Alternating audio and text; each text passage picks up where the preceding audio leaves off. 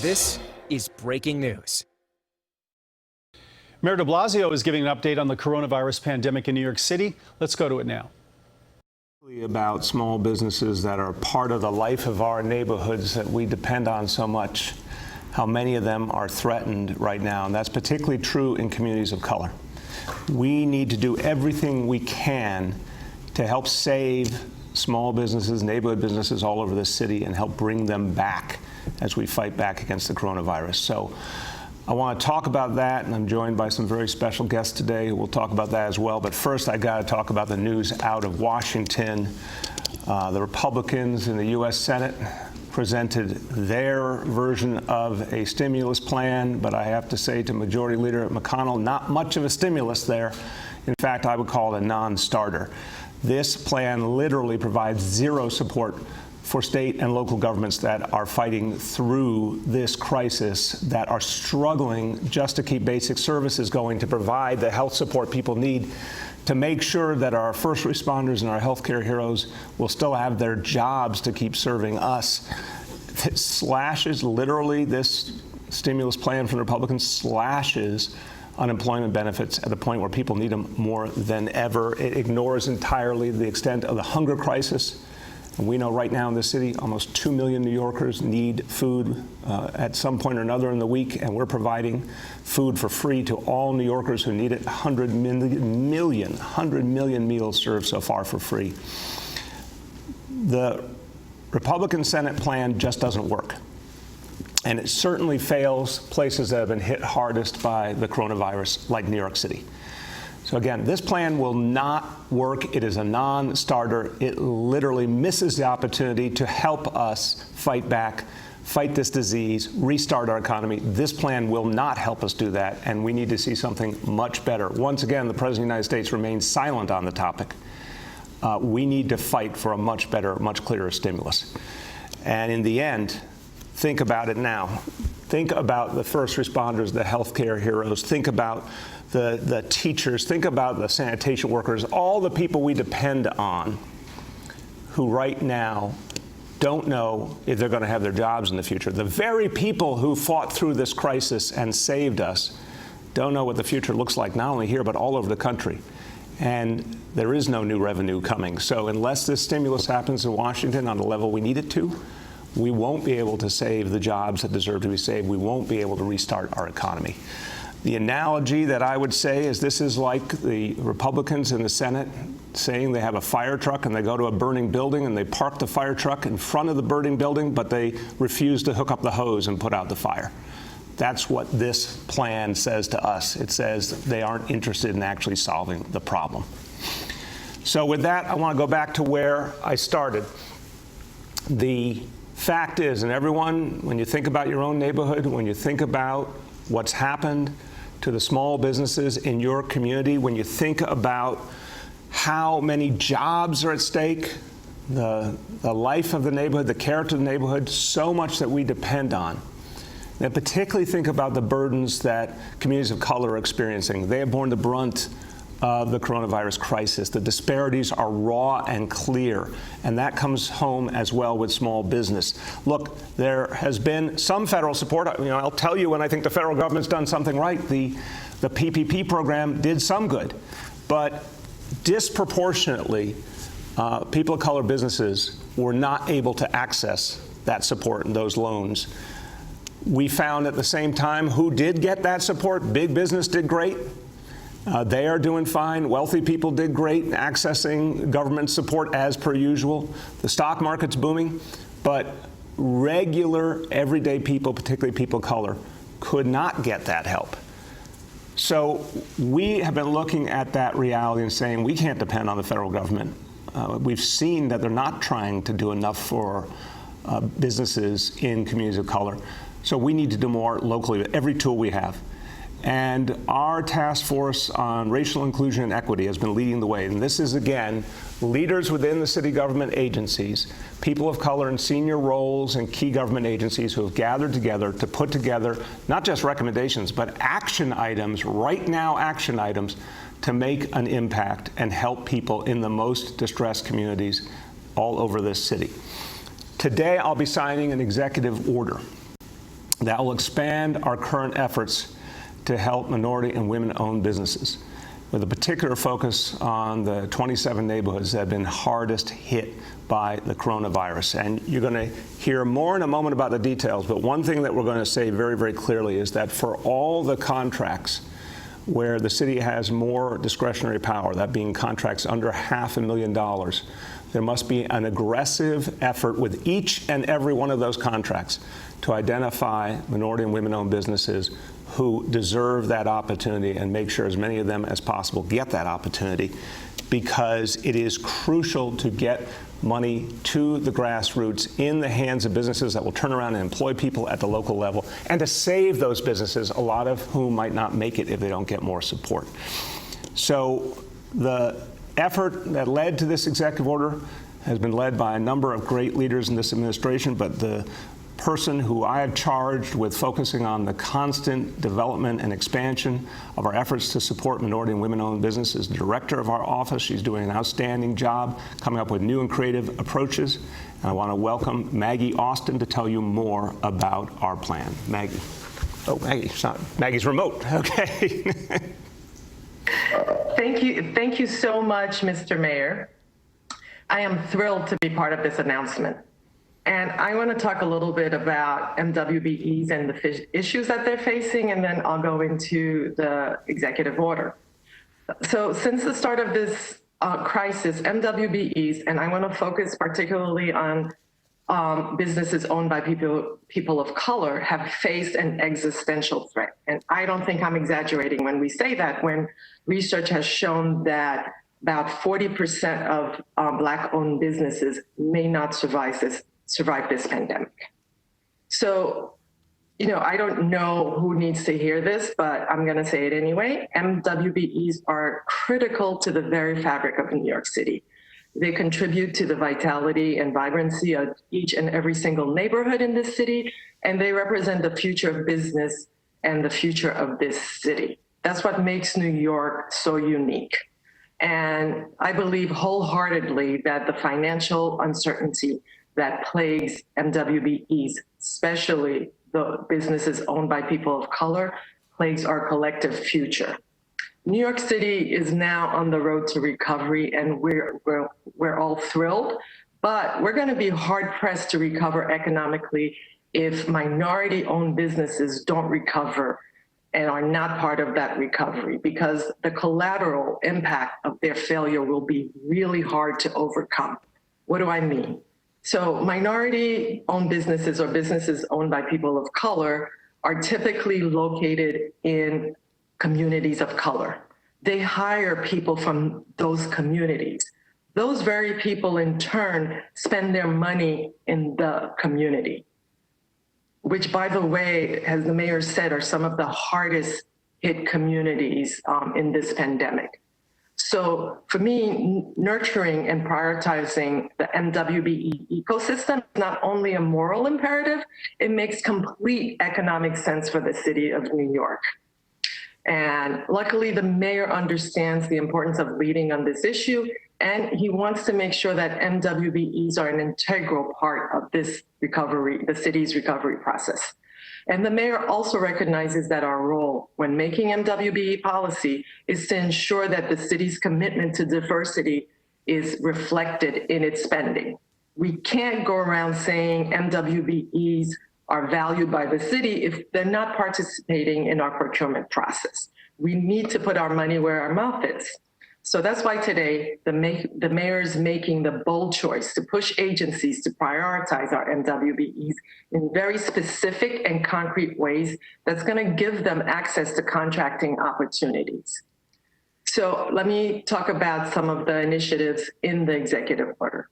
The mayor mentioned that we're directing agencies to use MWBEs to procure goods and services valued up to $500,000. So this is a tool that we've had since January 1st, and $500,000 is, for most MWBEs, a big deal. And it's something, this tool is really mutually beneficial because it's discretionary. So it allows the agencies to buy whatever they want to buy very, very quickly and it helps MWBEs. We think this is really a no-brainer. The second point is the mayor's directing agencies, all agencies, to designate a chief diversity officer who reports directly to the agency head at each agency, and they will be in charge of leading the MWBE effort. Now, this is something that I believe wholeheartedly was necessary, because you need somebody at each agency who is really a senior staff person who can work on MWBE procurement every single day. This is not something that happens organically, and it is an effort that has to be led by somebody who's a senior person. The third and fourth point really address including MWBEs in emergency contracts. Now, this is something that we haven't done before, and I'm really happy that we're doing this. And it makes sure that MWBEs are going to be part of the city's recovery process. And the sixth point is we are asking agencies to reevaluate MWBE subcontracting goals on existing contracts. So this is something that we think is also very important, because if there's a contract that was issued 5 years ago, to automatically renew it without reevaluating the MWBE goals is really not fair and not right in this environment. Because when the mayor's office of MWBE was created in 2016, we had 4,500 certified MWBEs. At this point, we're approaching 10,000 certified MWBEs. The capacity and the availability has increased, so we really need to reevaluate those goals in light of that increase.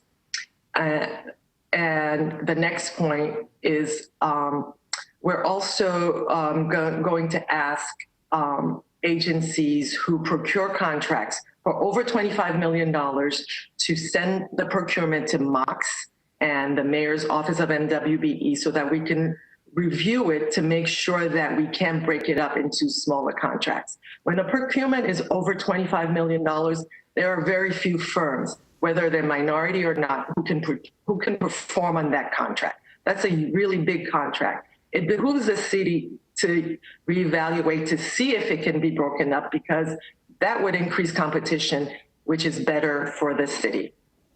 And finally, for the first time ever, my office is going to be working with the Department of Education, NYCHA, and H&H to support the MWBE program, because their budgets, I'm sure everybody's aware, they have really large budgets, and I think there's a lot of room for a vital and vibrant MWBE program at those entities. Now, I want to say to the MWBE community, these directives really take us closer to where we ought to be, but I want to assure you that this is only the first step. We know that for many of you out there, there's a real fear that there may be no tomorrow. This administration, led by the mayor, is fully committed to making sure that you have full access to contracting opportunities now, not in the future. Thank you.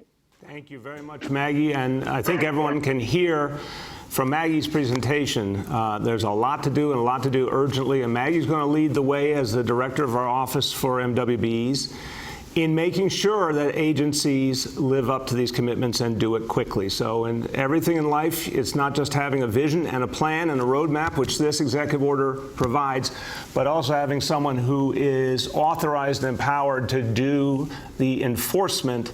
And I'm depending on Maggie and her team to do that, and we'll be with them every step of the way. So thank you so much, Maggie. And now let me sign this executive order.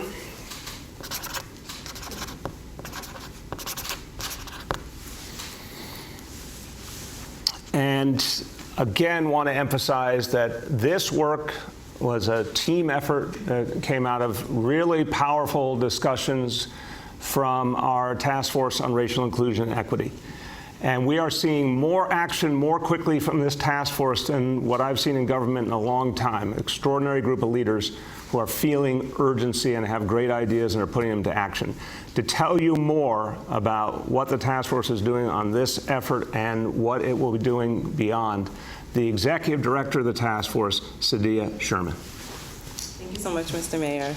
And I want to say thank you to our task force members and our co-chairs, First Lady McCray, Deputy Mayor Thompson, Deputy Mayor Pereira-Hensay, as well as Commissioner Doris and Director Austin for leading this important work. Over the past few months, the Task Force on Racial Inclusion and Equity has been working diligently to ensure that the communities hardest hit by COVID recover in a way that's fair and that's equitable. Economic opportunity and prosperity are critical components of racial equity.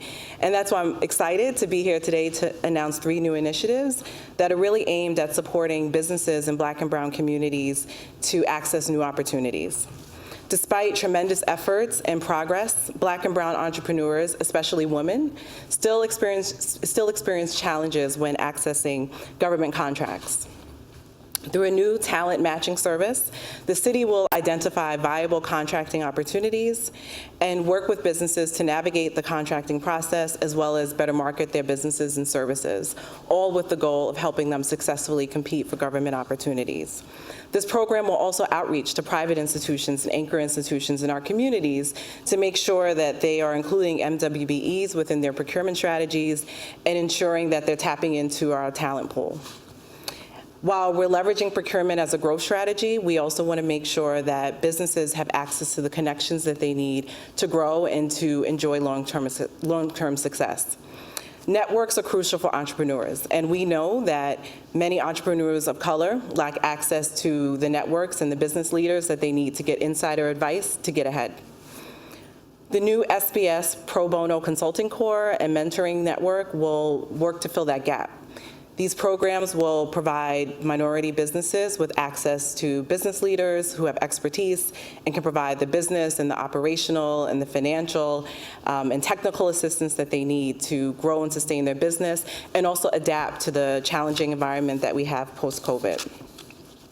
Through our mentoring network, businesses will also have access to mentors who can provide practical, hands-on experience and advice, help those who are seeking to grow and launch a business, access the resources that they need, and really have the support and encouragement that they need to navigate what is often a complex process.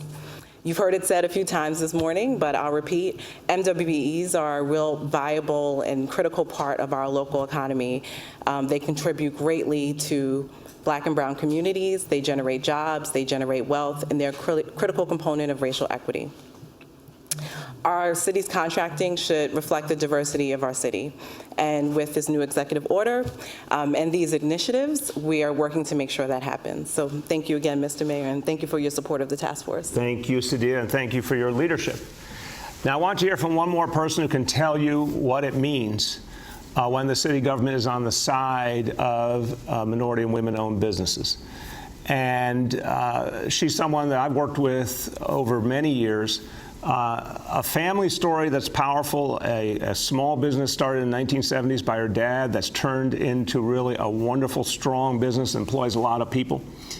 And she's also one of the leading voices for the empowerment of businesses owned by women and people of color in this city. So it's my honor to introduce Elizabeth Velez. Thank you very much, Mr. Mayor, and thank you very much for this day. This is not only a new day, but this is a milestone moment as far as diversity and inclusion and opportunity within New York City. I am so proud to be sitting next to you on this amazing day. We've talked about it. The MWBE community is not only the core of our great city, but it's also the core of all of our communities. And the pandemic has really exposed the health and wealth gap that exists. Our MWBE firms are in the business of very survival right now. And so this executive order is a right now step towards a right now solution. We've seen the incredible impact of mentoring on our MWBE business sector, especially with such amazing programs as the city's School Construction Authority's mentorship program. We applaud the efforts of using discretionary spends to get much-needed contract opportunities to our much-needed minority and women business community. This executive order takes good programming so much farther with the appointment of CDOs in each of the agencies. It underscores the need that leadership, the need and the idea that leadership comes from the top. And so we applaud the mayor for coming and really envisioning bringing us to this moment today. We applaud the task force, to Director Austin, to Commissioner John Eldoris, as well as Deputy Mayor Phil Thompson. We feel your DNA and your fingerprints all over this executive order. We applaud you and look forward to working with you to ensure that our hardest hit communities are able to rebound. Thank you. Thank you very much, Elizabeth, and thank you. I know you have been working for years to make sure the government keeps progressing, keeps doing more. And we've always heard your voice and appreciated your extraordinary efforts. Well, everyone, look, I want to just wrap this together by saying the city government is going to do all we can, as creatively as we can, to move resources into the communities that need them the most, to move resources to the businesses that need them the most. We need to see our federal government do a hell of a lot more. And by the way, our larger private sector can do a hell of a lot more. There's a lot of people right now talking about fairness and equity and social justice. I say put your money where your mouth is. If you're someone who works in a larger corporation, how about devoting more of your procurement to smaller businesses in this city, to people of color-owned businesses, women-owned businesses? If you really want to change the world, then take some of that money and put it where it's needed most and where it can have a transformative effect. So the city government will show you how it's done. But I say to anyone, and there are a lot of good people, a lot of people of goodwill in the private sector who want to do something, follow our lead and invest in people of color businesses, in women-owned businesses at the grassroots, and help New York City rebound. Anyone who wants to join us in that will be more than welcome, and we'll help show you how. Now, a couple more points before we go to our indicators. Very quickly, reminding everyone, heat advisory continues through today. So said it a few times, I'm going to say it again. Be careful. Don't stay out in the heat too much today. Look out for your neighbors. Look out for senior citizens in particular, or anyone with a health condition that's challenged by this heat. Anyone who needs help, you can go to nyc.gov/chillout and find out where those cooling centers are. We have public pools now opening up, sprinklers in parks, lots of things to help people cool off. And of course, you can always call 311. Now, let me do one more topic before the indicators, and it's something real troubling. We have seen too many times in the last few days painful realities, people injured and even worse, lives lost by folks who were just trying to have an enjoyable experience and rented a Revel scooter. Our hearts go out to the family of a young man who died in Queens last night. We've had 2 fatalities in less than a week. This is an unacceptable state of affairs. So the city has the power to regulate, to restrict, and even prohibit Revel scooters. And we spoke to the company this morning, to the CEO of Revel, made very clear that it's an unsatisfactory and unacceptable situation. Revel has made the decision to shut down their service for the time being. And that is the right thing to do, because no one should be running a business that is not safe. And unfortunately, this has been proven to be not safe. We will work with Revel. We will not allow them to reopen unless we are convinced it can be done safely. I just want people to know that that service will now be shut down as of today. Finally, turning to our indicators. Number 1, daily number of people admitted to hospitals for suspected COVID-19. That threshold is 200. Today's report, 63 patients. Number 2, daily number of people in health and hospitals, ICUs, threshold 375. Today, 295. And finally, percentage of people tested citywide positive for COVID-19, threshold 15% today. The number we've been at for most of the last month or two, 2% in New York City.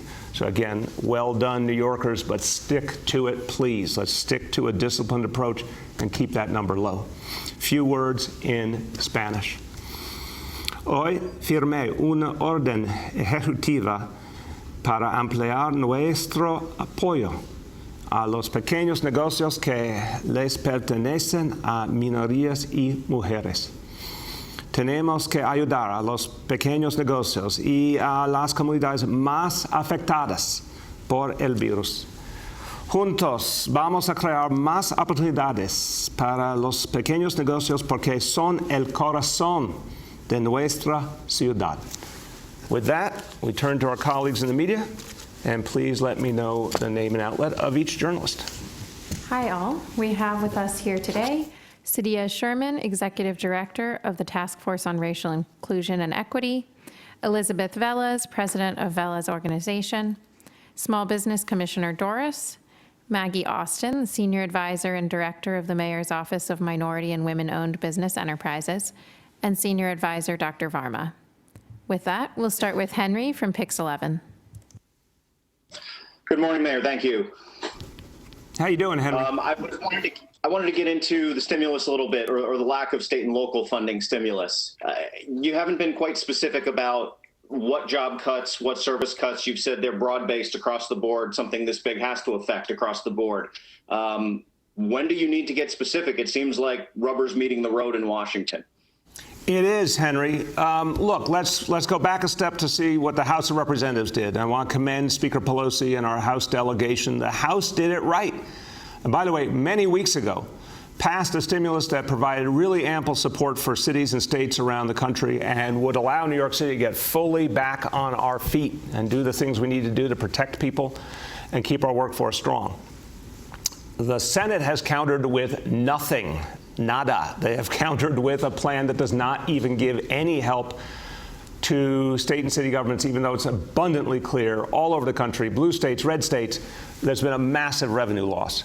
And these local governments are just going to have to lay off a huge percentage of people if they can't get any money. What we've said in New York City, October 1st, is the day that we will have to implement, and I hate it, and I hope we don't ever have to do it, but implement layoffs of 22,000 city employees affecting every single agency. So we need this stimulus very quickly, next few weeks, to avert that. But if we don't get help, we are literally out of options, and we would have to move forward with those layoffs, as bad as that would be for New York City. Go ahead, Henry. Are we still around the $9 billion number? And when will you have to lay out a plan to meet that October 1st deadline? When do you and Speaker Johnson need to get in a room and figure that out? Well, it's a different reality, Henry. Yes, the $9 billion in revenue loss over last fiscal year and this, that is still the number. And I've said very honestly, I pray it doesn't get even worse, but I fear it might, because we're seeing very uneven realities with any economic reality, especially given how bad things are in the rest of the country. We're just not seeing the kind of economic rebound that would give us hope of improving our revenue. In fact, it might get worse. But no, the plan was voted in the budget. There's no need to come back with the council. That's something that was already determined in the budget. But with the understanding, we're going to move heaven and earth to avert it, both by trying to win that stimulus and also by working with our unions to see if we can find alternative savings. Next, we have Marcia from CBS. Mr. Mayor, I'd like to talk to you about gun violence.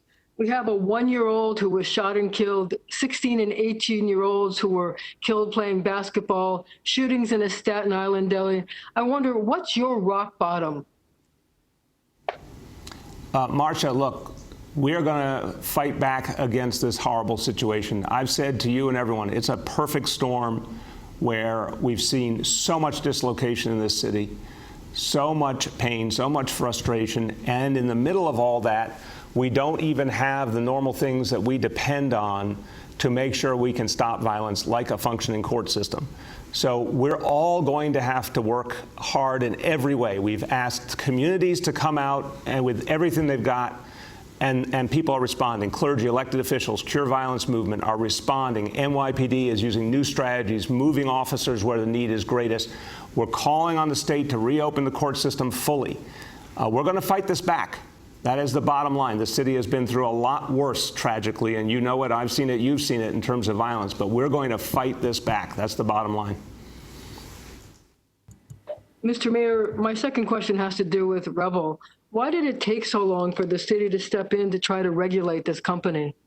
Marcia, this is a company that's had a very recent presence in our streets, and You know, when you see an incident, you see a few incidents, it causes concern. And our people have been talking to Revel, and they've been making changes, but not enough changes is the bottom line. This has just gotten to be too much. It just doesn't work the way it's structured. And therefore, what I've been very clear with Revel is that they cannot be open in this city unless they find a way to actually make this service safe. And if they don't come back with a way to make this service safe, we will not allow them to reopen at all. Next, we have Katie from the Wall Street Journal. Hey, good morning, Mr. Mayor. I have two questions. The first has to do with small businesses.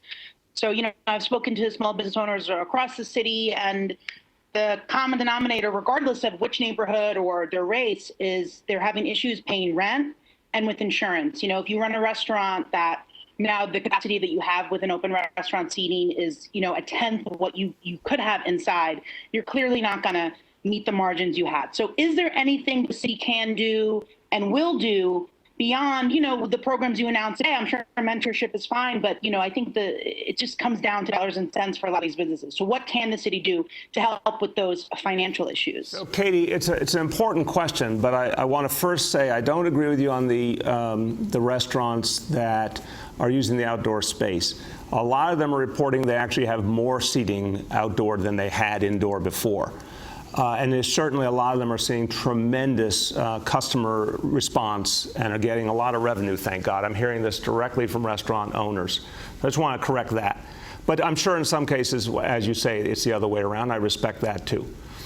In terms of helping them, look, we put forward initially loan and grant programs. Those were immediately snapped up. Then the federal government came in with a very, very extensive program. As I said, it has helped some of our businesses. Not enough of our businesses of color, not enough of our smallest businesses. We're trying, with all the specific policies we talked about today, to add more and more to what we can do. And this is going to add up to real money, because for a lot of businesses, I'm not talking about restaurants now, I'm talking about the whole range of businesses. Again, a single contract for $500,000 can make a huge difference in the middle of this dynamic. So these new pieces directed at people of color businesses, women-owned businesses, are going to make a big difference. But we also are trying to do a lot locally with all the other tools we already had. Commissioner Doris will speak to that. But remember, nothing at this point can replace federal funding. And guys, you can ask it 1,000 ways, but I'm going to keep coming back to it. We're in a profound fiscal crisis. We're running out of money all the time. The federal government needs to step in with a truly aggressive, truly accessible plan to help small businesses, for a lot of these businesses to survive. Meantime, we'll do everything we know how. Commissioner Doris, you want to add? Sure, Mr. Mayor, thank you so much. I really appreciate the question. You know, as the mayor said, we have over 9,000 restaurants in our outdoor seating program. But also, I think the value point that we have to really add here is the insurance industry did not cover the COVID pandemic as a covered event. And that is a challenge. There's a major challenge for a lot of our small businesses who are not able to use their business interruption insurance to get the resources that they need from their insurance company. So I hear you on insurance. That is a challenge. I know the state is looking to it, the federal government as well, but that's a huge challenge right now for our small businesses. On top of that, we have been, you know, our hotline, 25,000 plus calls to that hotline, webinars, trainings, everything we can. We've connected small businesses to over $75 million in grant and loan programs, and we will continue to do that. So certainly want small businesses to connect with us at SBS if they have challenges, but understand the need. But we see these structural challenges within the insurance market, and the necessity for federal aid and assistance is really tantamount to them coming back. Even though we are seeing the rise in businesses coming back as we move through the phases, the challenges is still there. So absolutely agree with you, Mr. Mayor. We're doing everything we can, but this requires a massive federal response, and we'll look forward to seeing that come out of the federal government in order for us to do what we need to do here. Janelle, remind everyone of the phone number that small businesses can call. Sure, it is 888-SBS-4NYC. Thank you very much. And that, look, I want to emphasize any small business with any kind of challenge or problem, including an insurance problem, a legal problem, a problem with the lease, can call that number. And we're going to try and intervene to help them. That's why Small Business Services exists. And so any small business owner who's out there struggling, wondering if they're going to make it, call that number and let's see if we can find a way to help you through. Go ahead, Katie. Oh, and my second question is, I guess, just asking for some more details, coming off of Marcia's question. You know, you say you're going to fight back. I guess how? I don't want to oversimplify fighting persistent violence and gun violence in the city. But, you know, on Sunday, you had 3 teenagers shot in Cypress Hills, Brooklyn. And yesterday's announcement was about a recreation center about 4 miles away that'll take likely a significant amount of time to get built. So I guess in the meantime, there are these holistic approaches to addressing violence in communities, but what can be done now? Because shootings are up significantly in the city. Obviously, this is the whole point that Commissioner Shea and I have made repeatedly. We're moving officers to where the need is greatest. It's not happening in every single neighborhood. It's happening in some particularly concentrated ways. So more and more officers are being sent to those particular places. More and more coordination with community leaders and organizations for them to be part of addressing the problem. More work with the Cure Violence movement. All of these are the ways that you immediately fight back. But as we said, we need to see follow through on the prosecutions. Because a lot of these are individuals who, if we had the normal full functioning, this is everyone, NYPD, prosecutors, judges, court system, if everything was functioning normally, some of the people committing the violence would not be out on the street. And we need the court system up and running 100% as quickly as possible. And again, the City of New York will do anything and everything to help the Office of Court Administration do that. If they need buildings, if they need personnel, whatever they need, we'll help them do it. But this is the missing link to really getting some of these folks who are doing the most violence off the streets. Next, we have Michael from the Daily News. Morning, Mr. Mayor. Hey, Michael, how you doing? I'm good. I've got a question on the MWBE executive order you signed today. Are there an accompanying kind of group of benchmarks, goals you guys have to hit as part of this plan? Numbers you want to reach as far as number of businesses that will be aided by this and how? I was wondering if you could kind of get into some of the details on that aspect of it, if there are any. Michael, I'll start and I'll turn to Maggie, and then Janelle might want to jump in as well, who was her predecessor in that role. But look, the overall rubric we've been working on over the last few years is 30% of all city procurement. We needed to get law changes in Albany, which we got. We needed to change a lot of things to be able to take really major steps forward and certify a lot more MWBE businesses, which we've been able to do. So that's the big goal we're always working on. But in this crisis, I do want to pick up on your point. I do want to see more specific goals related to the 27 neighborhoods that the task force has focused on. And figure out how we can maximally support businesses in those communities. So that's in progress now, figuring out what are the appropriate targets based on this executive order. Maggie or Janelle, you want to add? If someone's talking, they're on mute. Maggie? Hello? Yeah, there you go. Okay. Thank you, Mr. Mayor. Yeah, so as the mayor said, our goal has always been 30% citywide, but I want everybody to understand that this is just a floor, right? It's 30%, and hopefully we exceed that 30%. We also want to make sure, so this past quarter, we actually reached the 30%. But when you look at those numbers, not every MWBE is doing well. Businesses owned by people of color are not faring as well. And personally, for me, that's going to be a focus to make sure that businesses that are owned by Black and Latinx are getting their fair share of the procurement. That's definitely something that we will be doing. Janelle, you want to add?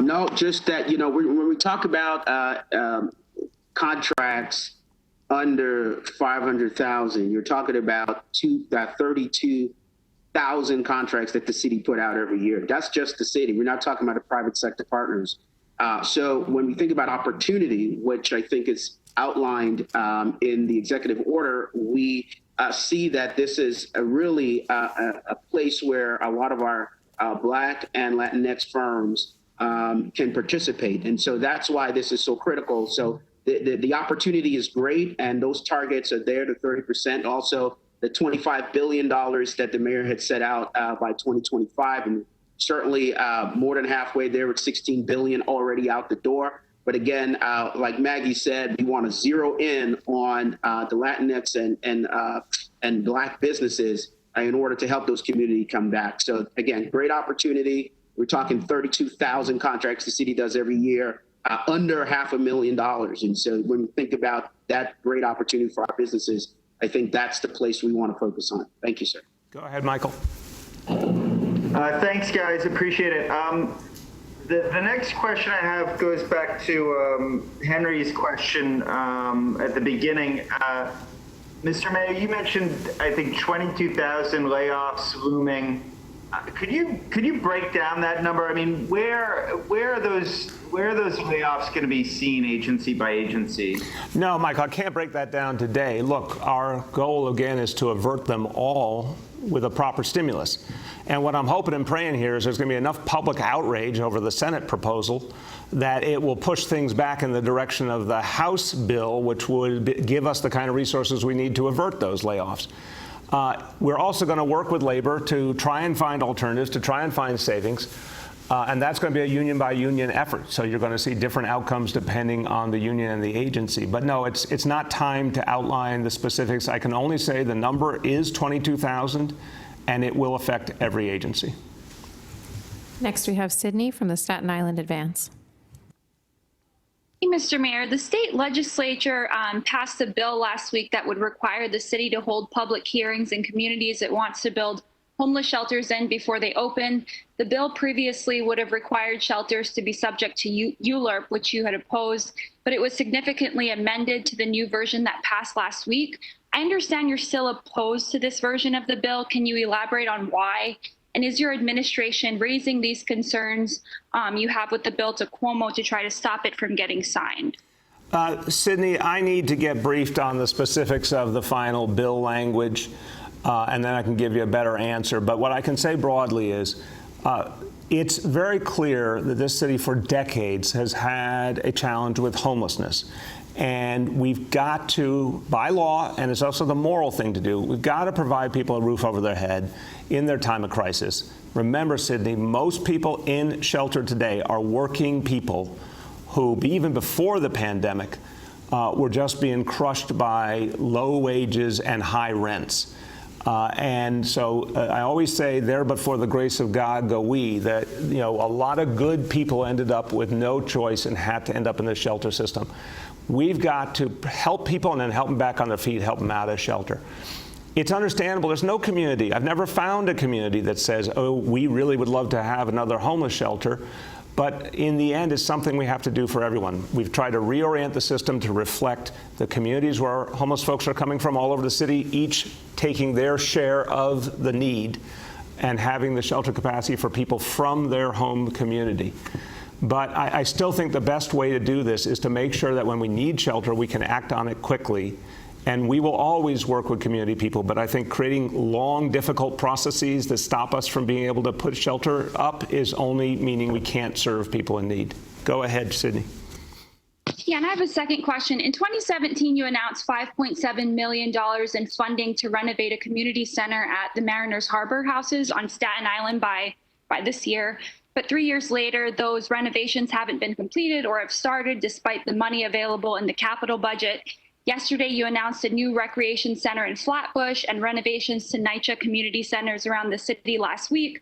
So I'm wondering why these renovations to the community center at Mariners Harbor houses have stalled for 3 years and whether they will be completed before the end of this year.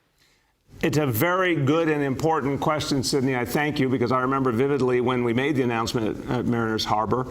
And I know there were some specific challenges with the building, but I agree with you, that's a long time and we've got to fix it. So I will get you an answer on that, because I want to see that fixed as quickly as possible. And I want to see that center up and running.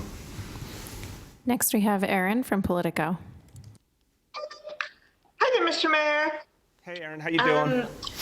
I'm okay. How are you? Good, thank you. I wanted to ask about, you had announced that by July, the city would be publishing a database of police officers with pending cases. I know there's been a court order recently that has ordered the city not to release certain records, I believe the unsubstantiated ones. But what's the status of that? Are you still going to release certain things, or are you calling it off altogether because of the court case, or where does that stand?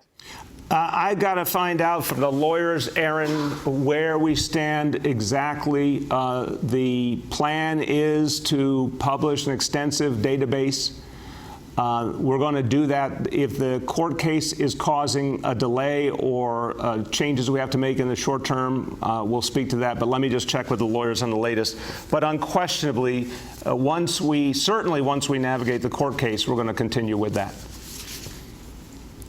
Go ahead. Right, thank you. And my second question is about the announcement you made on the Revel scooters. I mean, certainly there are serious safety concerns here, but, you know, a lot of people are kind of desperate for different ways to get around the city, not sure if the subway is safe. You've said in the past people need to improvise.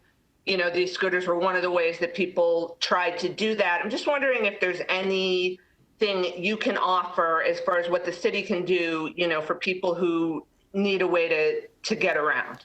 Well, Aaron, what the city's been doing is, first of all, helping the MTA to make sure that subways and buses would be a better alternative to people. We've obviously participated deeply in the cleaning plans and the different efforts to change the cleanliness levels in the buses and subways. That's been a real success. You know that subway and bus ridership continued to go up. Giving out the free masks. There's a host of things we're doing there. We have the other alternatives available to people, whether it's Staten Island Ferry, NYC Ferry, City Bike. There's a lot that is working and that people are taking full advantage of. But the Revel scooters have proven to be really problematic. And I think what we see is people, you know, who are not well versed in how to deal with them, you know, they just can get on one and get out into traffic, and it's been really, really dangerous. So, you know, we got to protect lives first. We're making sure that this is shut down unless and until we can be convinced that it can be done safely. Last two for today. Next, we have Ruvain from Hamodia. Good morning, Mr. Mayor. The Daily News reported The Daily News reported several weeks ago that people received parking summonses for expired inspection stickers, even though the expiration dates since March were extended by the governor's executive orders. The police department issued instructions to its traffic enforcement agents to stop issuing the summons, but in the meantime, the city's response was that anyone who receives such a summons should plead not guilty. So I want to know why the city wouldn't simply administratively dismiss every summons instead of asking them to take the affirmative step of pleading not guilty, since it's inevitable that some will be unaware of this directive and will just mistakenly pay the summons. I think that's a great question. I'm going to give you a compliment today. I think you're right. I mean, I want to hear the nuances from lawyers and others, but I think that makes more sense if we can do that. Because clearly, we don't want people, I mean, no one has any money. We don't want people to have to pay a fine if they don't have to. And we're dealing with an extraordinary, exceptional situation. So let me see if we can move to that approach. Now, I want to ask you about a report in Gotham Gazette yesterday. I'm not sure if you saw it, which purports to cast doubt on your claim that the surge in shootings attributable to the court shutdown. It says that arraignments have continued by video conference and quotes defense attorneys saying that to the extent that grand juries aren't convening, the result is that more people are being held in jail than previously would have been. So I'm wondering if you saw the article and what your response is, and if it makes you rethink the causes of the recent crime surge. Thank you. Thank you. I have not seen the article. I'll make sure that my team looks at it carefully, and if there's anything, that if we see something accurate, we'll say it. If we see something inaccurate, we'll say it. But I can tell you just the obvious truth. If you don't have trials and you don't have resolution of a case, and you certainly have a large number of people who are out and not being held, it stands to reason that some people who unfortunately have been involved in violence are not suffering the consequences of that, and that's unacceptable. And that affects everybody around if people sense there are no consequences. We've got to understand what a horrible dislocation has happened here. We've got to glue things back together. We've got to get the full court system up and running. Again, the City of New York will do anything and everything to support the Office of Court Administration, but it stands to reason. If everything was so great, without having a functioning court system, then why didn't we do that a long time ago, right? Obviously, we need a functioning court system to create outcomes and to ensure that people who do mean violence to their neighbors are not on the streets. Last one for today. We have Mark Morales from CNN. Hey, Mr. Mayor, how you doing today? Good, Mark. How you been? Good, good. I had a couple of questions. The first was about this strategy that the NYPD is going to be using to move officers neighborhoods that need them. What's the data or what's the thinking behind this that would actually make this work? Because they did this during the July 4th weekend where they moved officers to a lot of these hotspot areas, and we still had an increase in the number of shootings. So why would this work now? Mark, I know your question is heartfelt, but let me push back this way. This has been a reality. I've seen it with my own eyes for 7 years, and it's really based on what has been learned from the CompStat system over a quarter century.